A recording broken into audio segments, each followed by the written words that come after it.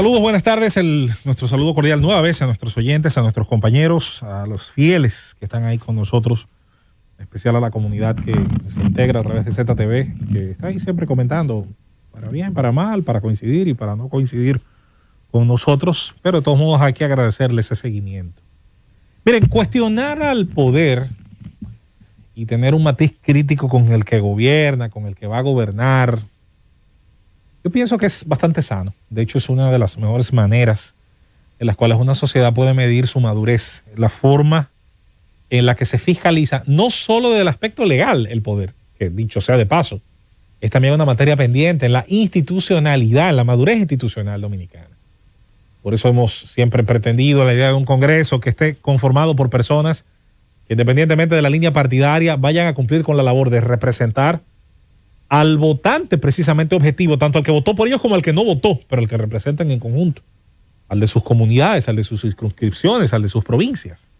Luego está el tema de la fiscalización que tiene que hacer el resto de la sociedad. Y uno de los elementos más importantes en ese trabajo se supone que son los medios de comunicación. Por eso ha sido tan dañino lo que ha venido pasando durante muchísimo tiempo con el tema de la fiscalización de los medios en un país donde el principal anunciante es el Estado y donde el Estado bendice o maldice con su influencia y esta, dicho sea de paso, ha ido creciendo conforme cada ministerio descubrió de un día para otro que tenía la necesidad de participar, no siempre de manera justificable, en el pastel publicitario.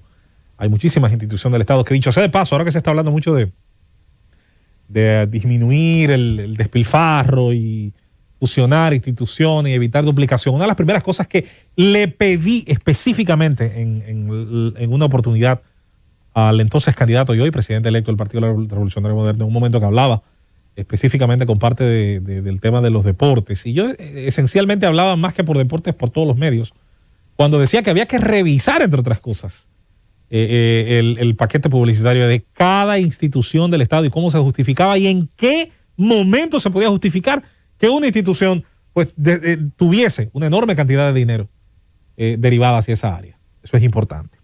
¿A dónde quiero ir? Por supuesto que es importante que todos tengamos una cultura de cuestionamiento a por qué se hacen las cosas, cómo se hacen las cosas, si se pudieron haber hecho mejor.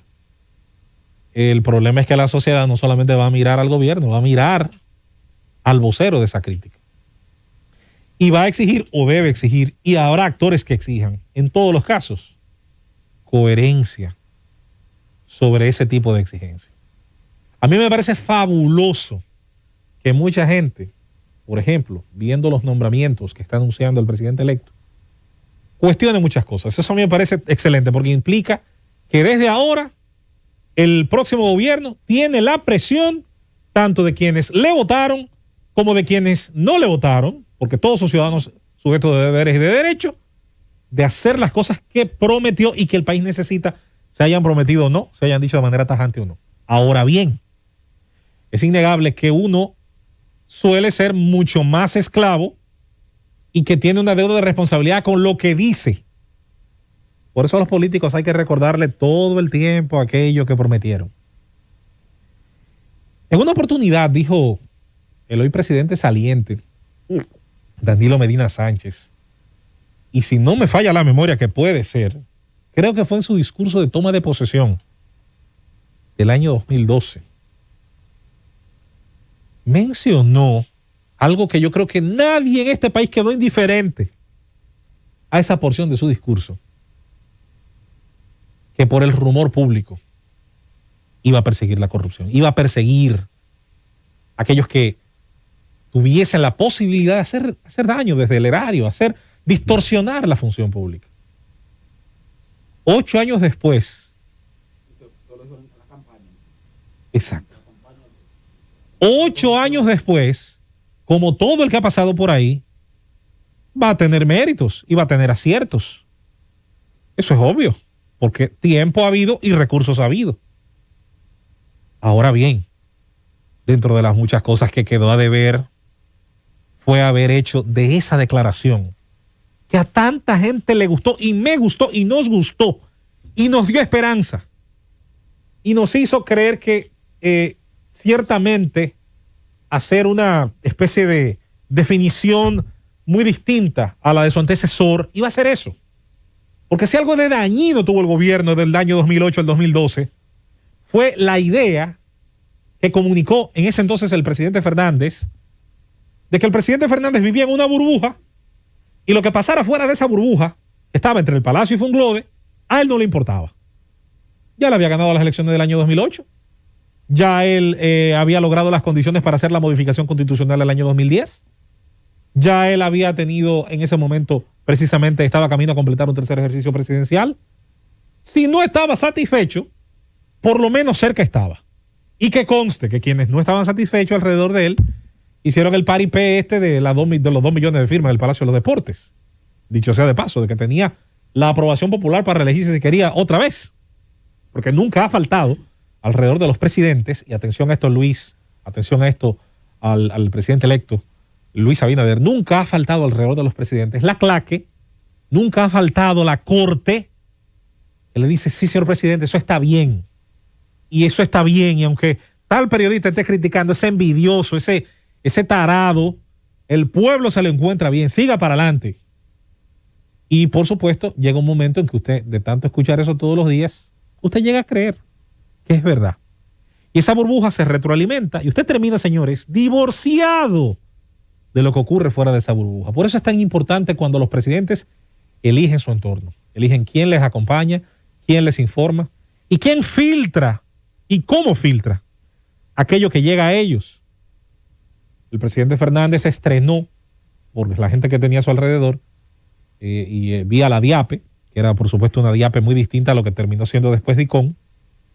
Aquello de llevarle las informaciones y de mantener al señor Doré siempre manteniendo unos sondeos y unos ejercicios. Le encanta ese fenómeno, el tema sociológico, yo sé que le fascina al señor Fernández. Luego, eso se reconvirtió por la entrada de otros actores en un macroorganismo dentro del Estado que ya no solamente tenía que ver con el manejo de la información y de las opiniones. No. Se convirtió en todo un vector de influencia a través de las distintas vías que permite el suprapoder que es el Estado dominicano.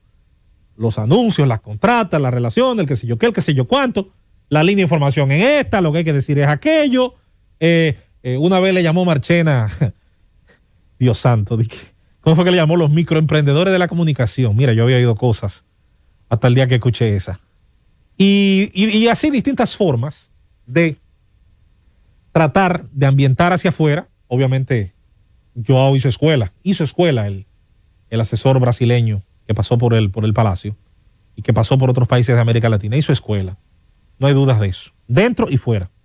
Lo que la fórmula no iba a funcionar siempre, porque hay factores, como decía Peña Gómez, endógenos y exógenos, de dentro y de fuera, que terminan impactando la popularidad de un gobierno, la de un presidente, de un mandato, de un partido y sobre todo de un Estado partido, porque vaya, qué correlación había entre una cosa y la otra. En ese sentido, yo creo que hay una excelente lección aprendida. El gobierno entrante tiene que verse en ese espejo. Muchas de las decisiones que está tomando han caído muy bien en la sociedad dominicana. He visto incluso a muchas personas, yo no voy a cuestionar las razones de por qué lo hacen ahora, pero que hasta hace poco el PRM y Luis Abinader significaba la apertura a todos los demonios de lo malo, pero que ahora se encuentran ahí, vamos, eso está bien, lo que está haciendo. Y más allá de eso, de que yo lo veo bastante bien, tiene que verse en el espejo de que primero, la luna de miel no será eterna. Y segundo, el voto no es un regalo, es un préstamo. Como un regalo lo entendieron los anteriores. Incluso se creó una cultura en la que se entendía que conforme haber recibido algún servicio del Estado, algún tipo de asistencia o lo que sea, usted estaba precisamente en deuda con ese Estado, esa idea del Estado benefactor, del hombre aquel que acabó en el baúl en el 61. Y no es así. El voto es un préstamo. Usted está prestando, está de alguna manera dando fe, endosando esa propuesta que yo he dicho. El voto no es solo el voto propositivo, hay un voto de castigo, que en esta oportunidad fue enorme también. Y ese todavía es un préstamo a más corto plazo, porque ese es un préstamo el cual quien lo otorgó puede comenzar desde ahora con todo el derecho del mundo a hacer un estudio, a ir pasando balance, cómo van las cosas y cómo prometen ir las cosas para cuando arranque esa administración también presionar. ¿Y cómo presiona al ciudadano que no sea votando? participando como ciudadano activo en cualquiera de las formas que sea posible.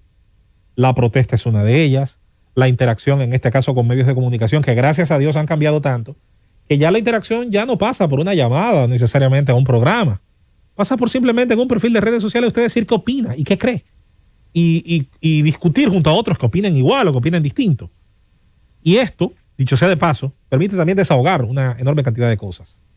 Las autoridades entrantes deben aprender de los errores de a quienes van a sustituir, aunque muchas veces a quienes van a sustituir no sean capaces de admitirlo, porque la autocrítica es una virtud que no es muy abundante en el mundo de la política y del poder, pero hay que comenzar a aplicársela, verse en ese espejo y entender que muchas veces quienes son aplaudidos hoy por repetir estas cosas y por no hacer este ejercicio, terminan siendo igual de repudiados o a veces hasta peor de repudiados, porque mientras peor es la decepción, peor termina siendo muchas veces el repudio, que a quienes precisamente están sustituyendo. Verse en ese espejo y entender que serán los resultados los que de verdad van a validar o no las expectativas.